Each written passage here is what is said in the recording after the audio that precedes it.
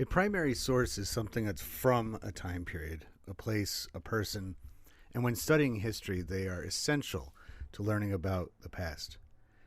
This is the EPS podcast, where everything is a primary source.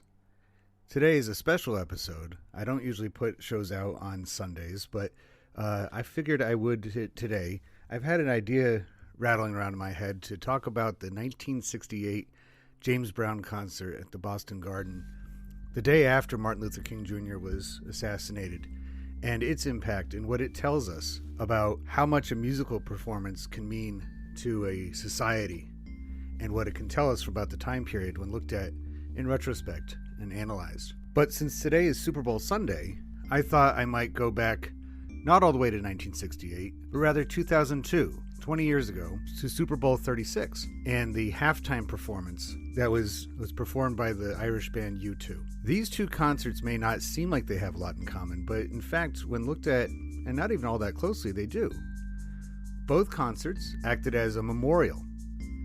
In fact, the 1968 concert was opened by Boston Mayor Kevin White, who told the audience in attendance and the TV audience, because he had asked for it to be simulcast on WGBH out of Boston, that they were going to honor Dr. King's memory by enjoying James Brown's music for the night. This was a way to try to keep Boston from erupting into riots, much like many other cities had the day after Dr. King had been shot and killed. U2 was also memorializing. In fact, that's why the NFL invited them to be the performers for the halftime show.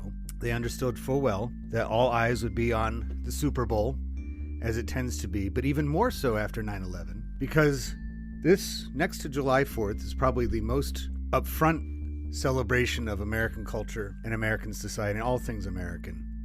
And although U2 is a band from Ireland, their connection to the United States cannot be understated. They had long since gained lots of popularity in the country.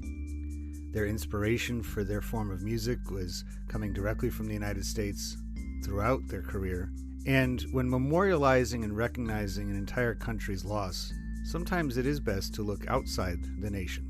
The outsider's perspective can have a much more unifying component to it than somebody from, say, New York or Washington might have, a musician that is.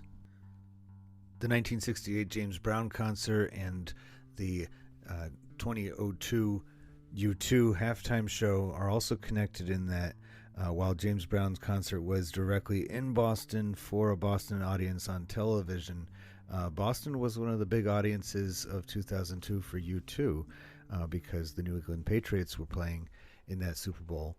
And it goes even further than that, in that the second song, there's only 3 songs that U2 played that night. The second one being about Martin Luther King Jr., just called MLK. And as I said before, the James Brown concert was in memorial for Martin Luther King Jr.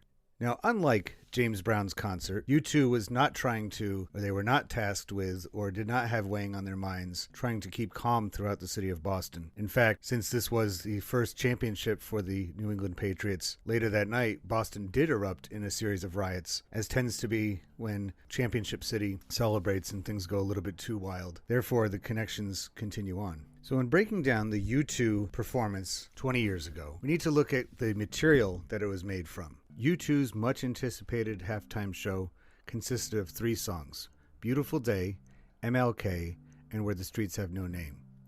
It also contained a projection of all the September 11th attack victims on a giant projection screen behind the band where all the names were ascending upwards. The country had been looking for ways to return to some sort of normalcy after 9/11, but all things entertainment, whether they be Saturday Night Live or regular TV shows that related to New York, or really anything in general, seemed to have to find some way to memorialize September 11th before they could proceed. It would be very strange if a band or anybody performing at the halftime show in 2002, the first Super Bowl after 9/11, didn't at least acknowledge it. And really, it's interesting because the band U2 went on to make some songs that were much more poignant and inspired by 9/11, including later that year they released a song called The Hands That Built America, and that was for the Gangs of New York soundtrack. And at the end of that movie, just before the song plays in the credits, you see a montage of how the city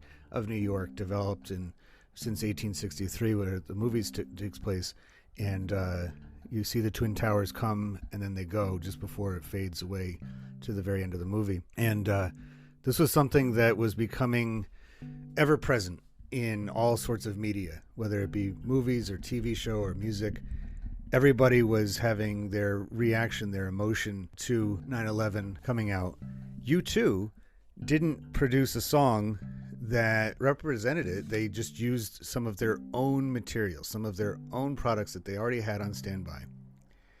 And I feel that they are very fitting and appropriate for this presentation. And I'll talk about that further when getting into more of the ideas and the behavior that it conveys.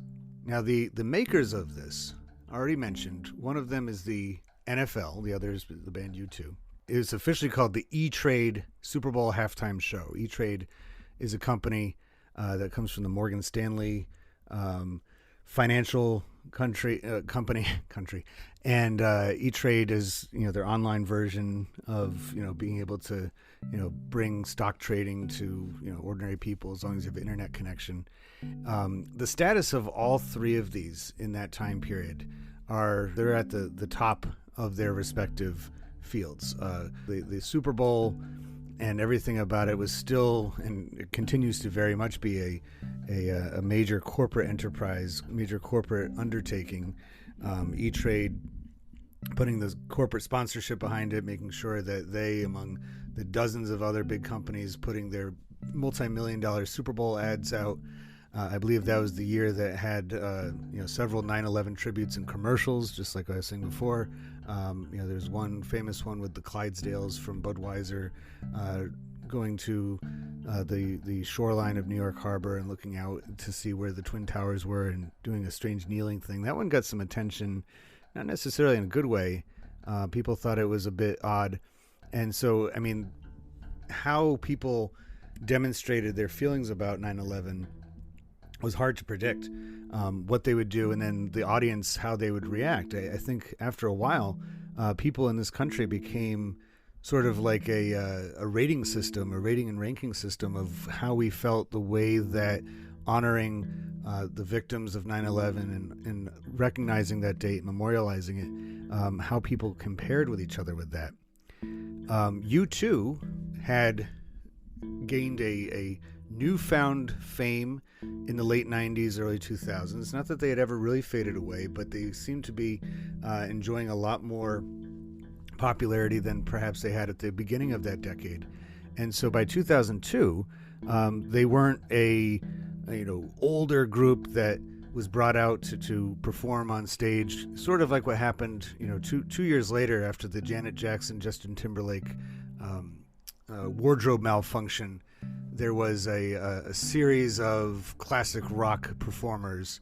Interestingly enough, a group like the Rolling Stones, if they had performed at the halftime show back in the 60s, that in itself, well, they didn't have Super Bowl back then, but and if they had done a live performance, for a audience that includes lots of children, people would be up in arms about it. But they were considered a safe bet after Timberlake and Janet Jackson, and some of the other groups too were seen as maybe more risque in their own time period, but were brought back as a safe, cautious, sure bets. But this one took place 2 years before the Janet Jackson, Justin Timberlake halftime show, and U2 was at the top of their game. Having a foreign group, having a group from Ireland rather than a United States group seems perhaps like an odd choice. Why not one of the country western singers that had already produced songs about 9/11? Would that maybe alienate certain people or feel that you might get a negative reaction? Having an outside group, somebody from a different country with an affinity for the United States, a love of the United States, that they had already made clear, that was a very good choice on behalf of the NFL. And speaking of the NFL, for a variety of reasons, the NFL at that time, as it is today, is at the top of the sports viewing, especially with the Super Bowl. Unlike the other professional sports, they don't have a series of games that will produce a champion. They have one. Their playoffs are highly recognized and followed throughout the years, because every game means something. And so by the time you get to the Super Bowl, even those who are not interested at all in football tend to watch. And the NFL, hoping to try to convey its own message about 9/11, perhaps just another way to put a final statement for the season, which had to start late because of 9/11. And when the season restarted, or started up a few weeks later, they did so with a lot of memorials and recognition throughout the country, and very emotional. As you can probably imagine, the players, the fans, everybody was behaving, just putting their feelings out there and everything like that. So I think that by choosing the top rock band, who were known for making heartfelt songs, very meaningful performances, this was a way for the top of their trades, whether it be a sports league or a rock and roll group, to put a final statement on the events of 9/11 and how they impacted the society. And that's also why they made it. Pop music performances has proven successful in functioning exactly as the NFL hoped this one would. And we've seen that in subsequent years. In fact, later this evening, the Super Bowl, as I'm recording this, hasn't even been played yet, but there's a highly anticipated halftime show this year, where we have hip-hop artists like Eminem, Dr. Dre, Snoop Dogg, Mary J. Blige. They're all going to be performing tonight at the Super Bowl in California. And this has the same kind of feel to it that the Super Bowl 20 years ago did with its halftime show, as trying to offer up some kind of healing, some kind of return to normalcy. And while the music itself might be very different, U2 compared with Eminem or Dr. Dre, its functioning is very similar. For the last 2 years, you think about 2 years ago on Super Bowl Sunday, a highly talked about, to say the least, performance by Shakira and Jennifer Lopez happened just before all of the shutdowns and the lockdowns and the fear over coronavirus really started to take hold. Last year's Super Bowl, with The Weeknd performing, had its own reactions and everything. But now, where we are on the cusp of seeing perhaps some glimmer of normalcy returning, having familiar music and musicians from a previous time, not too long ago, they're still edgy enough to make it exciting. It's not like I was saying before with the Rolling Stones or Paul McCartney or The Who performing at the halftime show. This is still a number of artists that are recognized for their hard-hitting lyrics and their image and everything like that. But it's taking something from the old and bringing it back to a time where we really need some kind of return to normalcy. So that was happening 20 years ago, and it's happening again now. And to go back even further, that 1968 with James Brown, although his concert was in April, that year was just becoming even more turbulent from that point on. Martin Luther King Jr.'s assassination. A few months later, Robert Kennedy was killed, assassinated. We also have a turbulent time with the Democratic National Convention in Chicago. You have then the election of Richard Nixon. It's amazing just how, even though different settings, these kinds of things will perhaps help upsetting times smooth over and be guided along by familiarity. It's a very important thing to all people, but Americans in particular seem to react to it as a comfort thing. So the why they made it, like I've been saying all along, there's so much to do when it came to post 9/11. It was a revolutionary time period. It was going to be a revolutionary time period because, after all, with the turn of the century and the turn of the millennium, people were excited about the new frontier that was the 2000s. And then 9 months into it, we have a world-changing event where thousands of people are killed all in one day. everything's changed. Everything is just whirling out of control. There's so much worry. There's so much concern. There's so much fear. So to have something like this performed, and it's memorializing, but at the same time, it's a celebration. And you watch the footage of this U2 halftime show. It's not people crying. If they are, they're yelling, they're emotional, they're happy, they're acting like Americans. They're excited, they're wanting to be happy, but at the same time, the cheers are not coming from a place purely of joy. It's also celebrating the people that they can see directly in front of them. And I don't mean U2, I mean all of the names of the people on the projection screen.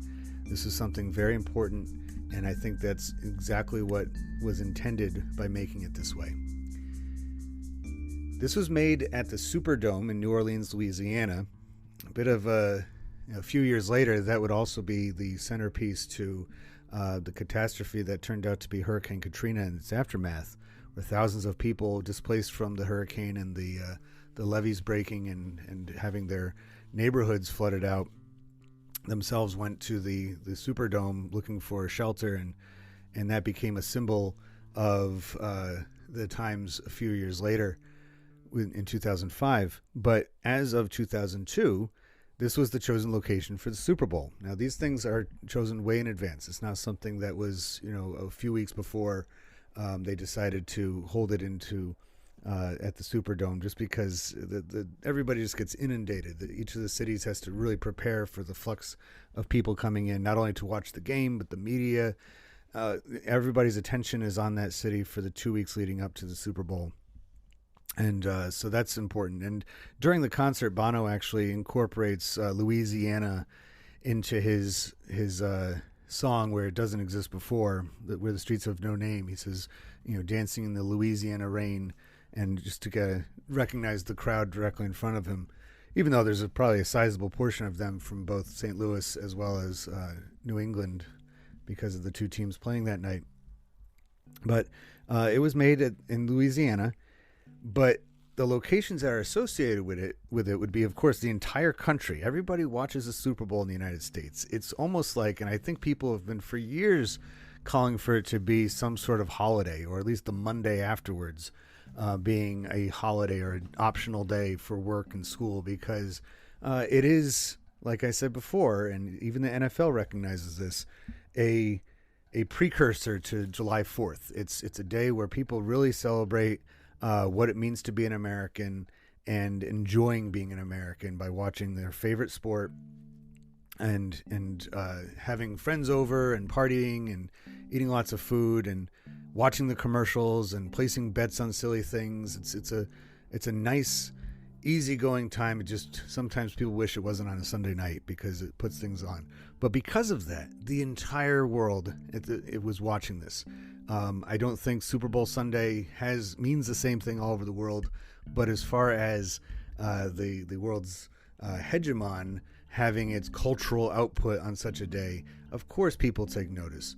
And that was something else that I think U2 had on their minds as they took the stage for that particular program. So, plenty of times, and it was probably true. Now, I have to say, I actually didn't watch this Super Bowl because I was working at the time. Back then I was in college, and so I took a job. I was working a job, cleaning pots and pans for the late night dining hall. And so I heard some of the game on the radio, and I think I may be able to get back to my dorm room in time to see the last few minutes of the game, if I even got that.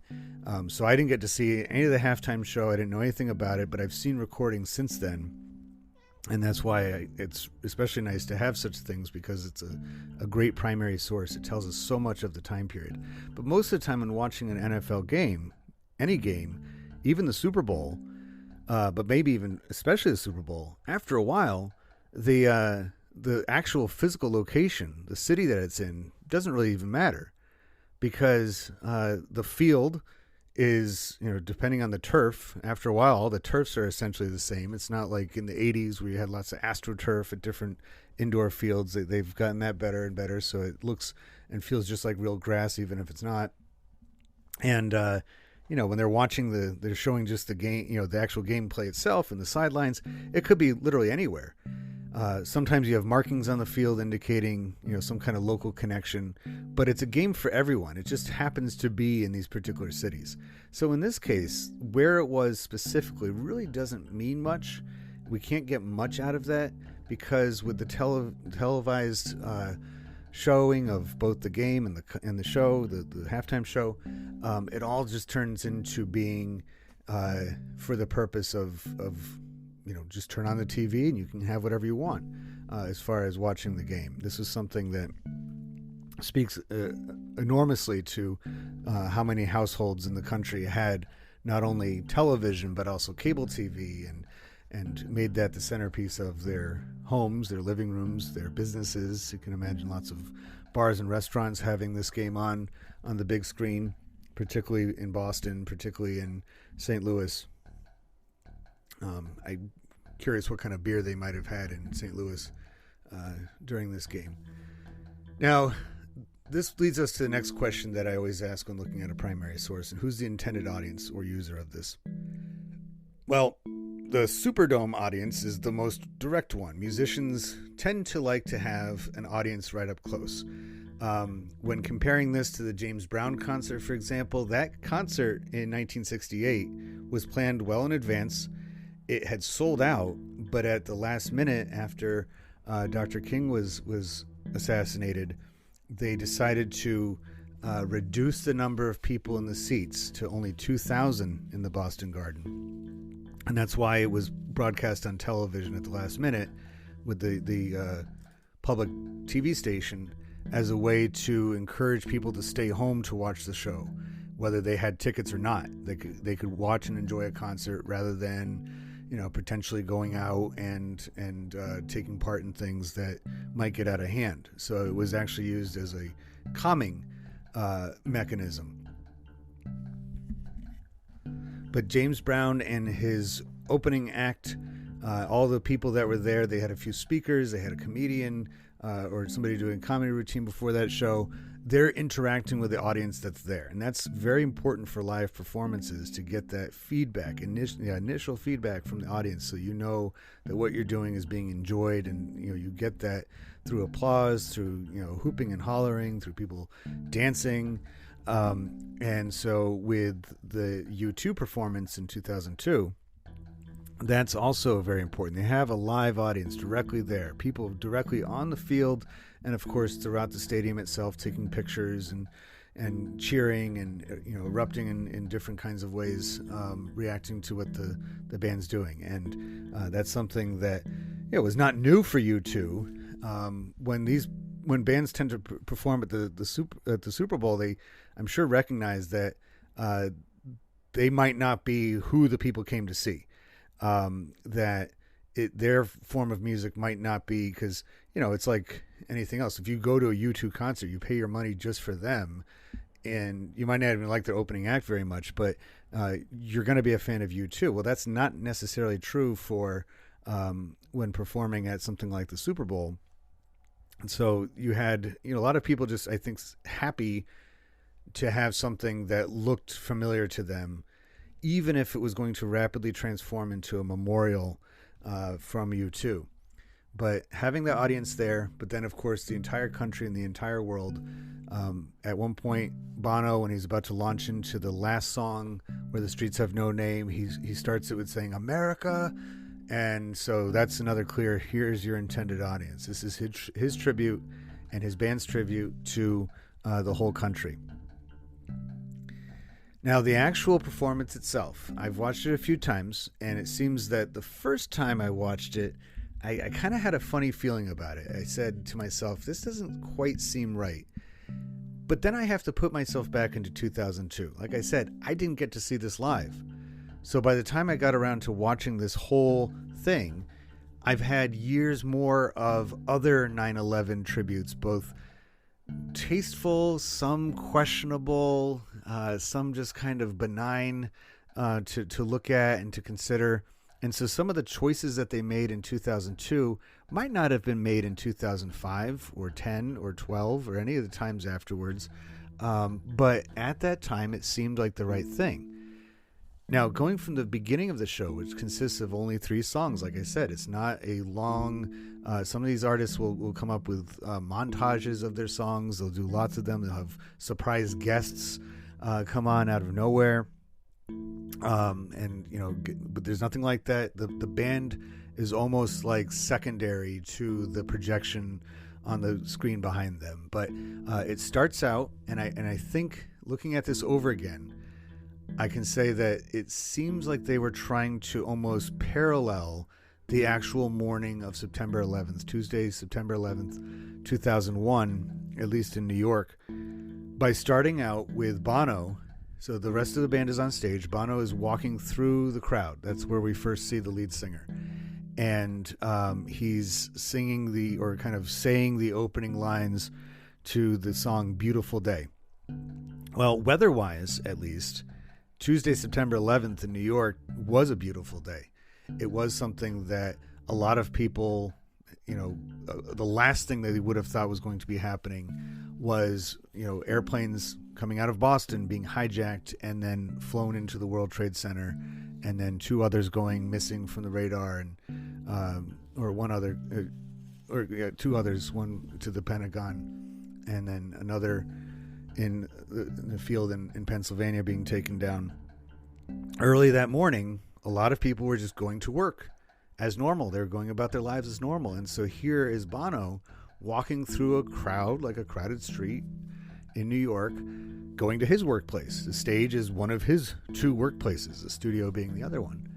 And so he's singing this Beautiful Day song. And by the time he gets to the stage, the crowd is erupting. And then the band transitions over to MLK. And this song doesn't mention Martin Luther King Jr. by name.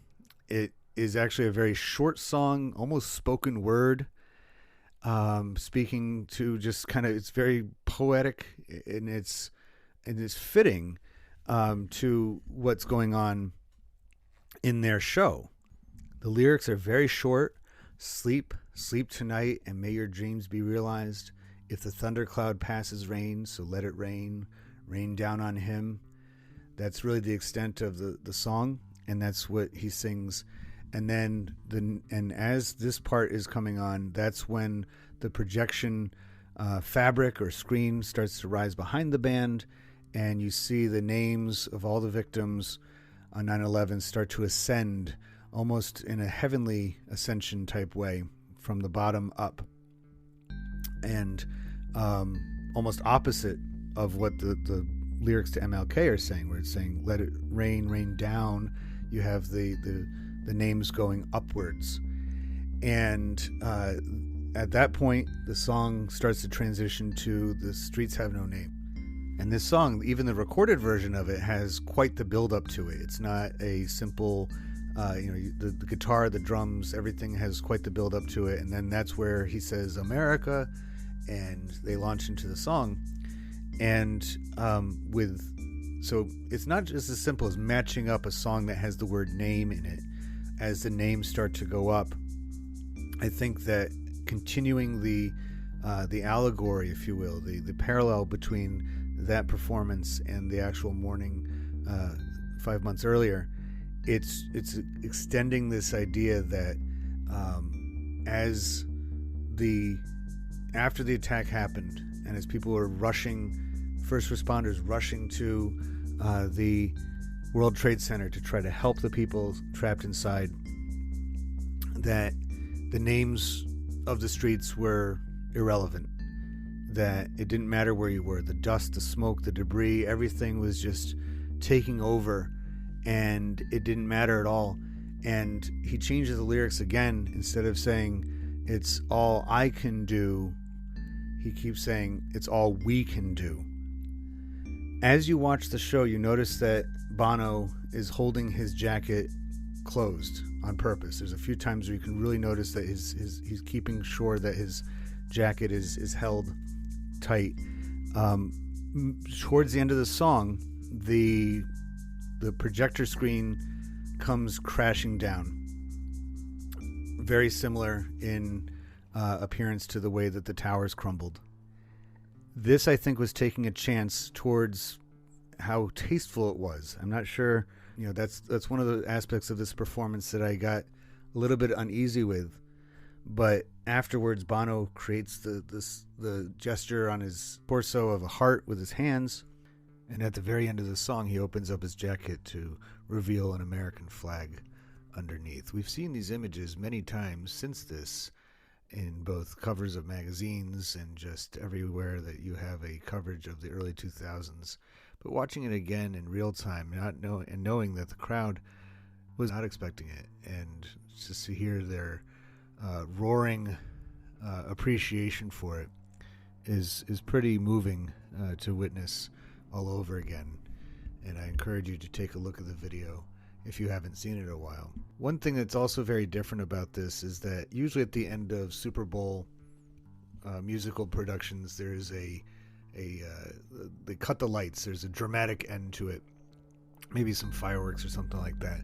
But in this one, in 2002, the lights not only stay on, the house lights come up, and you see the band U2 waving and cheering to the crowd, almost there saying thank you, and giving their appreciation to those in the Superdome as well as everybody at home in the entire country.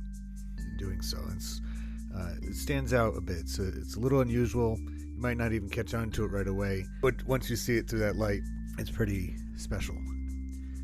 This may have come across as just another memorial to the victims of 9/11, but as a primary source of the era, it really does stand out from all the rest. It must be kept in mind that this was made less than 5 months after the attacks, and that the effects of 9/11 were still being felt. The show is a perfect indicator of how people were trying to heal in the midst of a revolution that was still taking shape. This makes it easy to compare once again with the 1968 concert by James Brown in Boston, in which that was in the midst of its own revolution and was very swift to try to take a handle of things before it got out of hand in the wake of something very tragic that had taken place, and the healing process needed to be adhered to right away. The last thought to consider whenever breaking down any primary source is whether it's prescriptive or descriptive. Most of the time, media, whether it be TV shows or movies, even music videos, are usually regarded as prescriptive because they want you to feel a certain way or do something in particular. And on the surface, this one is very prescriptive.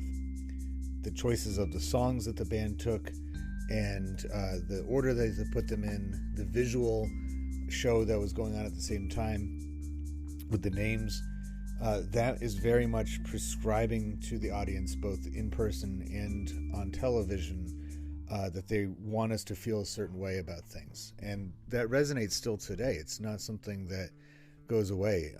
Watching it over again, it is very emotional. And to take an opportunity just to look back 20 years ago, I think that more gratitude should be given to U2 for putting on this very special program, because it did show the country just how much the international audience was trying to help us in our grieving and recognizing what is special about the United States, and their solidarity with the country was shown throughout that performance, as well as, of course, the very end when Bono shows the American flag lining of his jacket, showing that on the inside of him, and perhaps others around the world, is the connection to the country and love of it and its people. But in that sense, it's also very descriptive. It's describing, like I said earlier, the day itself in short. It's almost like a play. It's like a performance, taking the music that had already existed for some time, in the cases of two of the songs, and putting it into the right order of how that morning of September 11th, 2001 played out for so many people in New York and even around the country. So if we take the performance as a metaphor for the day itself, it is very descriptive. And therefore, it makes us feel something in that description, because only 5 months out, or even 10 months out, or if you were to watch this over again 10 years later and now 20 years later, you can still see very much its descriptive qualities in its prescription. I'm sure it's very reasonable to think that Bono's jacket His American flag line jacket might be in the Rock and Roll Hall of Fame or at a Hard Rock Cafe somewhere, acting as a primary source as if the rest of the show wasn't. But it's important to treat everything, and that's the title of the show, everything is a primary source, because even the stadium itself, or the number of people who were there, and the kind of clothes that they wore, and the food that was being served, and the commercials that were on during the Super Bowl for the at-home audience, everything about that is telling us about the time period to the same degree that a secondary source, something that's about the time period, in retrospect can provide. And so tonight, when the Super Bowl halftime show airs, and it's much anticipated because for the first time ever, hip-hop is being represented full scale, from the 1990s to now, showing itself. It will be, in effect, making its own primary source. As soon as the last note or beat is played, it goes into a category of primary source to be analyzed, to be looked at, and gathering information about ourselves, our attitudes, our values, our hopes, our visions, everything like that can be summed up even in something seemingly as simple and straightforward as a Super Bowl halftime show. So I hope you appreciated, I hope you enjoy the show tonight. Maybe you'll go back and watch the show from 20 years ago and have a renewed appreciation for it. If nothing else, hopefully this podcast allowed you to think about how these kinds of things and everything can be a primary source.